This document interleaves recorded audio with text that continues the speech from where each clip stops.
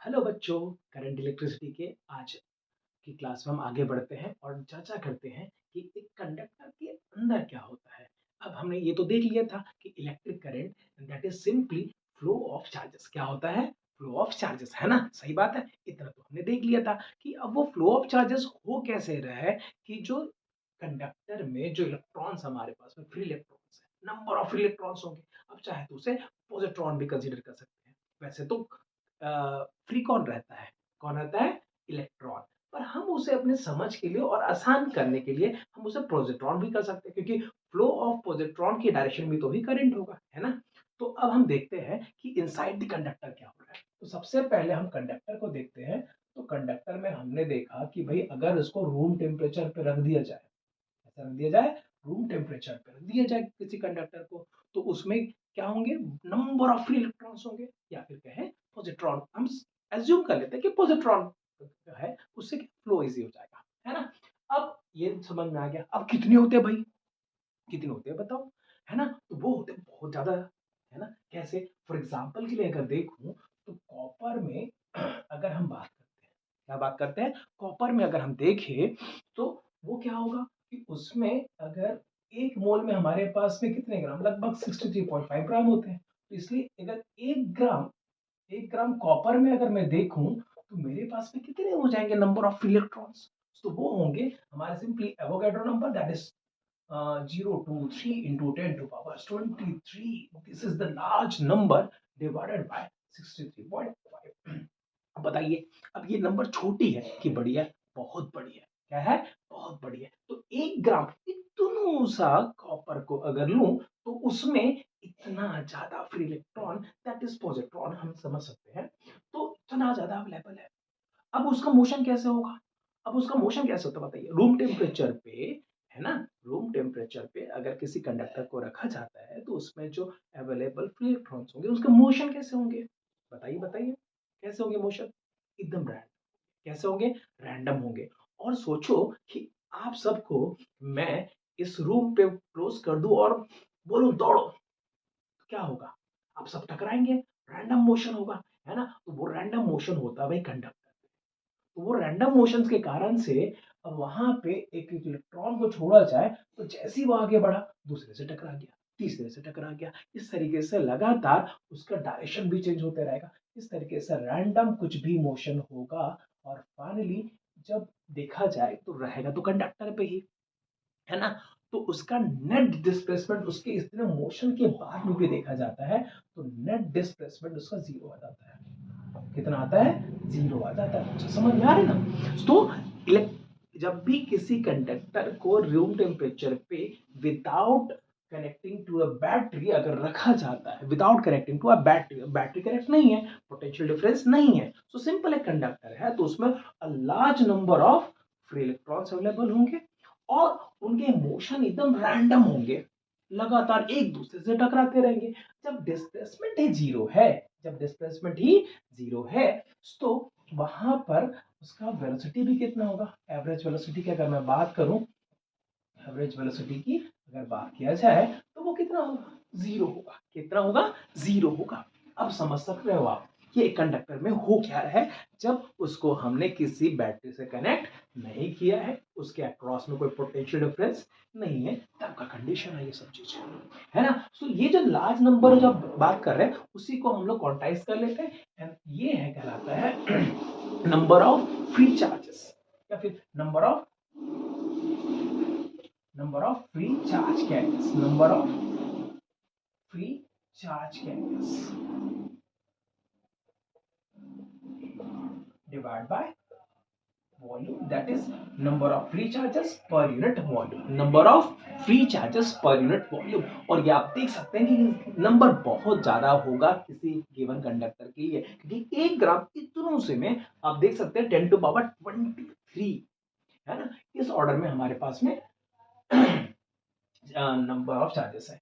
अब हम क्या करते हैं कि इसको अगर कनेक्ट कर देते हैं, इसको हम अगर कनेक्ट कर देते हैं किसी बैटरी के साथ में, तो बैटरी के साथ में जैसे ही कनेक्ट किया तो क्या वहां पे पोटेंशियल डिफरेंस क्रिएट होगा जी? हाँ जी। लेट से कि ये वी हो जाता है। क्या हो गया? वी पोटेंशियल डिफरेंस क्रिएट हो गया। अब क्या होगा? अब मोशन में थोड़ा चेंजेस आएगा, है ना। अब वो क्या चेंज आएगा देख लेते हैं, है ना। तो ये बात आप समझ चुके हैं कि ये एक लार्ज नंबर होगा हमारे पास में, है ना, और उसको देख लिया है। ठीक, अब आगे बढ़ते हैं भाई। अब कनेक्ट कर देंगे बैटरी से तो क्या होगा, चलो बताइए बताइए, है ना, बताइए कि large number of free electrons है जो कि अभी मोशन कर रहे थे room temperature without the battery, है ना। तो उस कंडीशन पे ये आ गया था। तो अब क्या होगा, तो अब जैसे ही मैंने यहाँ पे बैटरी कनेक्ट किया, जैसे ही बैटरी कनेक्ट किया और यहाँ पे हमारे पास पोटेंशियल डिफरेंस आ गया, तो उस पोटेंशियल डिफरेंस के कारण से क्या यहाँ पे जो एक फ्री इलेक्ट्रॉन या फिर मैं कह रहा हूँ एक पॉजिट्रॉन, है ना, तो चार्ज ई पॉजिटिव, ठीक, उस पे क्या होगा, उस पे क्या कोई असर पड़ेगा, एक इलेक्ट्रॉन की बात करते हैं फिर उसको समराइज कर देंगे आगे। तो जैसे ही मैं बोलूँ कि अगर ये एल लेंथ का कंडक्टर है, एल लेंथ का कंडक्टर है, तो वहां से आप देख सकते हैं कि पोटेंशियल की फील्ड कितना होगा, तो फील्ड हो जाता है potential divide by length, potential divide by length कहाँ से आया जी ये वाला।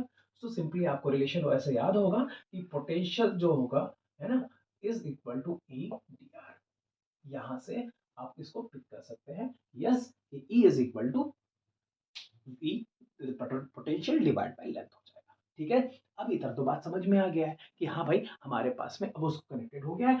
अब जैसे ही क्या किसी इलेक्ट्रिक फील्ड में एक चार्ज को रख दूं, है ना, क्या इसी इलेक्ट्रिक फील्ड में अगर मैं चार्ज को रख देता हूं तो इन the direction of the field, कौन सा डायरेक्शन में, इन the direction of the field, a positron will experience a force, force experience करेगा जी, है ना। और वो फोर्स कितना होगा बता सकते हैं, बताइए, फोर्स कितना होगा किसी चार्ज पर, किसी पॉजिटिव चार्ज पर इलेक्ट्रिक फील्ड में फोर्स कितना होगा, दैट इज सिंपली कितना हो जाएगा, ई टाइम्स ई, है ना, charge into electric field intensity. तो ये हमारे पास में फोर्स आ गया इन the direction of field. Okay, अब इस डिस्प्लेसमेंट के बाद क्या वो स्ट्रेट चलने लगेगा, नहीं जी, फिर से कैसे स्ट्रेट चलेगा, वहां तो नंबर ऑफ फ्री चार्जेस है और जो कंटिन्यूअसली मोशन कर रहे हैं, है ना, और अभी भी उनका मोशन रैंडम ही होगा। बस उस रैंडम मोशन में क्या होता है कि ये अभी भी जिग जैग कुछ भी चलेगा और फाइनली पर ये देखा जाएगा कि इनका कुछ डिस्प्लेसमेंट हो जाएगा, कुछ displacement in the direction of field होगा। आप यहाँ पे देख सकते हो ये इनिशियल इसका पोजीशन और ये है इसका फाइनल पोजीशन, ये इसका फाइनल पोजीशन। तो अब यहाँ पे देखते हैं कि उस रैंडम मोशंस के बाद भी एक net displacement in the direction of field मिलेगा, in the direction of field मिलेगा। तो लेट्स अज्यूम कि वहां पे चार्ज की इनिशियल पोजीशन ये थी, है ना, और अगले कोलिजन से पहले वो यहाँ पर होता है, ठीक है, अगली कोलिजन यहाँ पर होगी, तो इस डायरेक्शन पे वो नेट हम मान के चल रहे हैं कि उसका मोशन कैसा हो जाएगा, इस तरीके से, है ना। वैसे तो ये जिगजैग होगा पर हम क्या कर सकते हैं इसके मोशन को, अगर हम एज्यूम करें कि भाई ये होता नहीं है वास्तव में, वास्तव में होता नहीं है, बट हम क्या मान सकते हैं कि सारे जो इलेक्ट्रॉन्स होंगे फ्री इलेक्ट्रॉन्स वैसे अरेंज्ड है तो ऐसा बिल्कुल होता नहीं है, हम एज्यूम कर रहे हैं, हम एज्यूम कर रहे हैं कि सारे इलेक्ट्रॉन्स ऐसे हैं जी, है ना, और वो लगातार एक डायरेक्शन में चल रहे हैं। उसको समराइज करने के लिए माइक्रोस्कोपिक लेवल पे ताकि अगर उसको थोड़ा सा कर दे तो यहाँ पे हम मानेंगे इधर चलेगा करके। तो ये कंडीशन है कि सारे यहाँ पे पॉजिट्रॉन्स इस तरह चल रहे हैं और इलेक्ट्रिक फील्ड लगा दिया जाए तो in the field of the electric field वो मोशन करेगा इन द इलेक्ट्रिक फील्ड, और वो कितना करेगा यहाँ पे देख लेते हैं। तो वही चीज जब यहाँ पे देखूं तो ये it will feel experience of acceleration, it will feel, है ना, एक्सेलरेशन, एक्सेलरेशन कितना होगा, तो हमारे पास already we have a force, तो फोर्स से अगर मैं बात करूं तो हमारे पास acceleration simply force divide by mass, mass of an electron, mass of an electron. So वहां से देखूं तो ये हमारे पास में आ जाता है E charge into electric field divide by mass of electron, that is E divide by N. ठीक है, ये एक्सेलरेशन आ गया। अब हम यहाँ पे एक चीज और इसके इंटरनल देखते हैं कि भाई ये कितना लेंथ कवर करेगा, है ना, दो लगातार टक्करों के बीच, टक्कर तो होंगे, तो वो दो लगातार, अब ये क्या होगा हर एक में यहाँ पे अलग अलग आएंगे, है ना, कभी टक्कर छोटे से में हो गया तो कभी बड़े से में हो गया, पर भाई हमें तो क्या करना है, हमें तो इसको एक एवरेज में देखना है। तो इसका एक यहाँ पे आता है कि एवरेज मीन फ्री पाथ, ठीक है। सो ये क्या हो जाता है कि ये होता है average mean free path length, mean free path length. So ये this is the average value, है ना, of distance between the two consecutive टक्कर्स, कोलिजन्स। ठीक है, तो ये दो टक्करों के बीच की एक एवरेज वैल्यू आ गई। ठीक है जी। अब ये टकरा कहां से है? तो हमने बोला कि लेट्स अज्यूम कि ये टी नॉट टी जीरो से स्टार्ट करते हैं और अगला जो टक्कर होता है ये फिर से एक एवरेज वैल्यू आ गई हमारे पास में, क्योंकि हर टक्कर की डिस्टेंस अलग अलग होगी, टाइम अलग अलग होगा, बट एक एवरेज निकाला जाता है, तो दैट इज टाउ, और ये कहलाता है हमारा रिलैक्सेशन टाइम। क्या कहलाएगा? Relaxation time. ठीक है, तो एक average value between the to collisions is called relaxation time. ठीक है, अब हमारे पास में देख सकते हो कि इसकी काइनेमेटिक्स, इसकी मोशन को स्टडी करने के लिए सफिशिएंट डेटा है हमारे पास में। क्या है जी? एक्सेलरेशन है, टाइम है और डिस्प्लेसमेंट है। तो क्या इससे हम रिलेट कर सकते हैं आसानी से?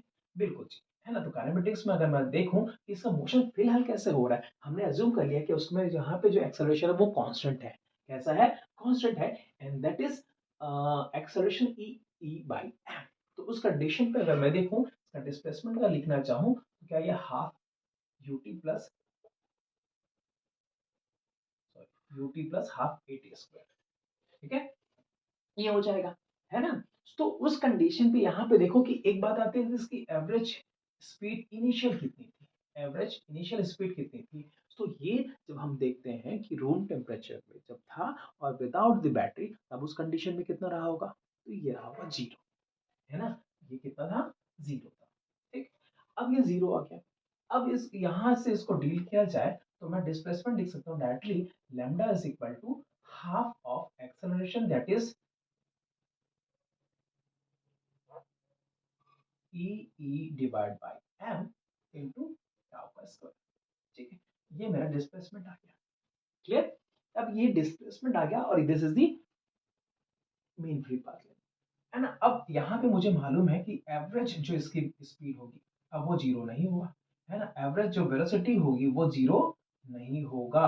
तो उसकी मैग्नीट्यूड अगर देखूं तो यही जो होगा उसकी average velocity of a free electron, है ना, when it is conducted to a external battery, that means the potential difference, तो उस कंडीशन पे उसकी जो velocity होगी, and that is what we call drift velocity।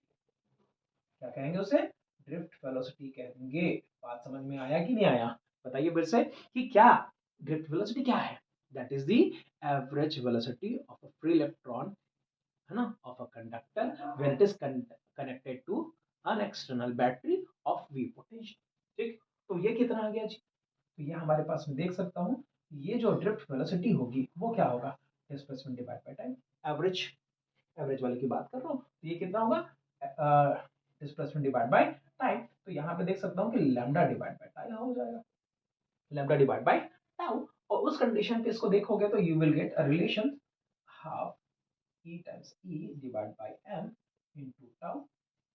ये हमारे पास एक रिलेशन आ जाता है, एक रिलेशन ये आ गया हमारे पास में। देख सकते हैं कि पोटेंशियल डिफरेंस के कारण से हुआ है ये चीज, है ना। तो क्या मैं पोटेंशियल डिफरेंस के टर्म में लिखूं तो आसान हो जाएगा। तो उस कंडीशन पे अगर देखें तो हम यहाँ पे स्पेस बचाए, है ना। तो उस कंडीशन पे क्या होगा? तो यहाँ पे देखूं कि अगर मैं लिख सकता हूँ कि वी डी, इस टर्म को पूरा, यहाँ पे देख सकते हैं कि आप इसको पोटेंशियल के टर्म में लिख सकते हैं, है ना। पोटेंशियल के टर्म में ई को रिप्लेस कर सकते हैं वी बाई एल से। तो उस कंडीशन में ये पूरी वैल्यू कितनी आ जाएगी देखो। तो ये हो गया हमारे पास में E times tau into V divide by 2 ml, बरोबर। तो ये है हमारा क्या? वेलोसिटी। कौन सा वेलोसिटी? Drift velocity. तो इस एवरेज वेलोसिटी से हमारा इलेक्ट्रॉन मूव कर रहा है in the conductor, in the conductor, in the direction of field, in the direction of field, या फिर कहे कि हाई पोटेंशियल से लो पोटेंशियल। ओके, तो जब यहाँ पे ये बैटरी कनेक्टेड है और आगे मैं बात करूं कि कनेक्टिंग वायर्स का, तो जैसे ही यहाँ पे मूवमेंट उसका क्या हो जाएगा? कंडक्टर से कनेक्टिंग वायर से थ्रू वो पूरे सर्किट पे फ्लो हो जाएगा। इस तरीके से हमारा जो करंट है वो स्टार्ट हो जाता है, that is flow of charges. हम पॉजिटिव यहाँ पे बात कर रहे हैं पॉजिट्रॉन का, इसलिए सेम डायरेक्शन पे आ गया। क्लियर? तो हमारे पास में ये रिलेशन है किसका? अब करंट को कनेक्ट कर लेते हैं। करंट कैसे करें जी? तो करंट ले देखते हैं। अब ये रिलेशन हम यूज करेंगे आगे। तो आगे चलते हैं।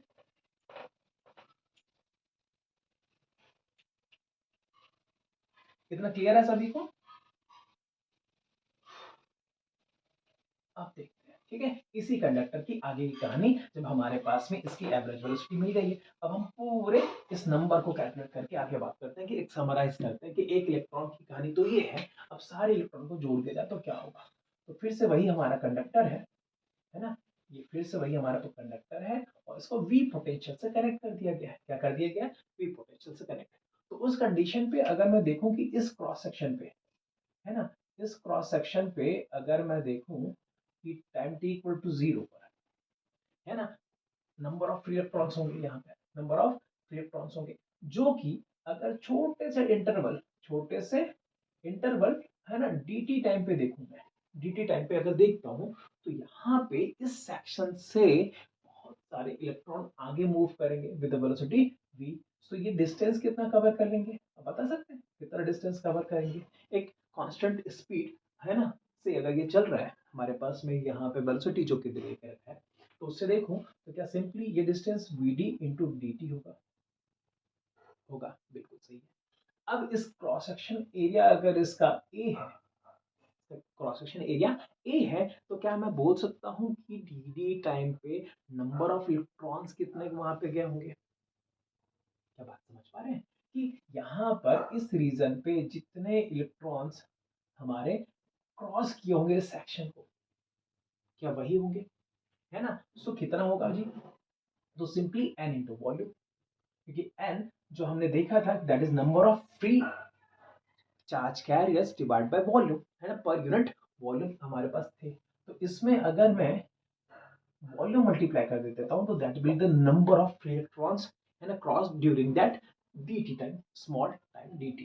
तो ये कितना हो जाएगा? तो ये सिंपली मैं लिख सकता हूं कि n into a into V D into T बरोबर इतना चल।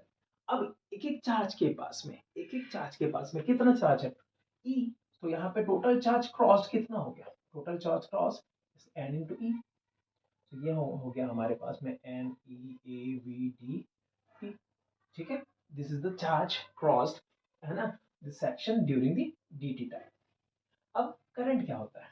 करंट होता है dq by dt, dq by dt, simple है। तो this is the rate of flow of charges is called current. तो वहां पे अगर हम देखें तो हमारे पास में कितना आ जाएगा? तो ये आ गया है इस value e n a v d dt divide by dt, and so that is, मैं इसको थोड़ा सा और रीअरेंज कर दूं तो ये हम पढ़ते हैं ऐसे, और इसी को हम बोलते हैं करेंट।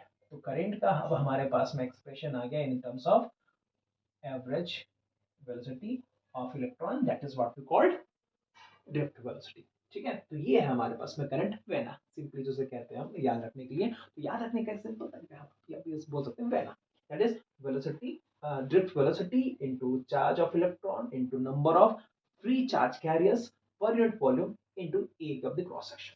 ठीक है, तो ये सारे टर्मिनोलॉजी आपको याद रहने चाहिए, पता होना चाहिए कि ये सारी चीजें क्या है। क्लियर है?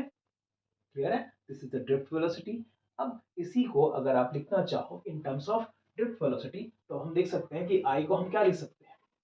तो करंट को हम क्या लिखेंगे? तो करंट दैट इज वीडी को आप यहाँ पे रख दीजिए। वीडी जैसे ही रखे हुए तो ये क्या आएगा? देखिए, ये ई स्क्वायर, है ना, N A tau V L divide by 2ml। Clear है? सो ये हमारे पास में वैल्यू आ गया। ठीक है ना? अब यहाँ पे देखिए कि यहाँ पर ये जो करंट है, करंट को आप देख सकते हो कि होल टर्म यहाँ पे एक पोटेंशियल डिफरेंस है v, पोटेंशियल डिफरेंस है v, है ना, length l, area of cross section area, और बाकी जो टर्म्स आप देख सकते हो ये मटेरियल डिपेंडेंट है, ये मटेरियल की प्रॉपर्टीज है। इसको अगर मैं थोड़ा रीअरेंज करके लिखूं तो मैं क्या लिख सकता हूँ कि A square into N into A, sorry, into tau divided by 2m into area into length into v। Clear? So यहीं पे आप देख सकते हो कि ये क्या हमने ओम्स लॉ की तरफ नहीं बढ़ रहे हैं क्या? यहाँ पे अगर देखूं तो V by I है ना is equal to 2ml divide by E square and tau into A। और क्या किसी गिवन कंडक्टर के लिए ये whole term is positive constant, ठीक है, एक पॉजिटिव कांस्टेंट हो जाता है ये। सो उस कंडीशन पे यहाँ पे मैं बोल सकता हूँ कि V इज डायरेक्टली कांस्टेंट, है ना, और यही हमारा ओम्स लॉ है। क्या है यही Ohm's law? That is current in a conductor, है ना, is directly proportional to potential difference across it. Clear? So ये हमारे पास ओम्स लॉ हो गया, that is I is proportional. तो वैसे तो हमारे पास किसी लॉ का डेरिवेशन नहीं होता, बट हम इस तरीके से बोल सकते हैं कि हमने यहाँ पे प्रूफ भी दे दिया इसको। क्लियर है? सो ये आपके ओम्स लॉ भी यहाँ पे डिराइव हो जाता है। और वहीं पे हमें ये जो टर्म मिला कांस्टेंट टर्म, है ना, ये कांस्टेंट टर्म ही तो क्या कहलाता है? रेजिस्टेंस। क्या कहलाता है? रेजिस्टेंस। ठीक, सो यही है। तो किसी गिवन कंडक्टर का जो रेजिस्टेंस होता है, किसी गिवन कंडक्टर का जो रेजिस्टेंस होता है, that can be expressed as 2ml divided by E square n into 8। ठीक, अब आपको फिर से याद आ रहा होगा कि भाई रेजिस्टेंस तो पढ़ा हुआ है, रेजिस्टेंस बचपन में पढ़े हैं ना, बचपन इन द सेंस 10th में पढ़े हैं। तो वहां पे क्या होता है? तो वहां पे हम देखते हैं कि भाई हमें कुछ कुछ तो याद आ रहा है। क्या? कि R is equal to rho L by A. क्या याद आ रहा है? Rho L by A. तो यहाँ मुझे एल भी दिख रहा है, that is the length of the conductor, A that is area of cross section, है ना, ऑफ अ कंडक्टर। तो बाकी जो टर्म बच गया, तो क्या यही हमारा जो है 2m divide by E square tau, है ना, इंटू एन। तो क्या ये हमारा रेजिस्टिविटी नहीं होगी? रेजिस्टिविटी जो कि प्योर मटेरियल की प्रॉपर्टी है। आप देख सकते हो कि किसी भी गिवन मटेरियल के उसका मास, चार्ज ऑफ इलेक्ट्रॉन, है ना, tau that is relaxation time into number of free charges per unit volume, जो कि उस मटेरियल की प्रॉपर्टी होती है। इसलिए दैट्स व्हाई रेजिस्टिविटी, है ना, is the property of a material. Whereas यहाँ पे जो देख सकते हो कि the resistance of a conductor depends on the property, that is the resistivity, and its dimension, that is length,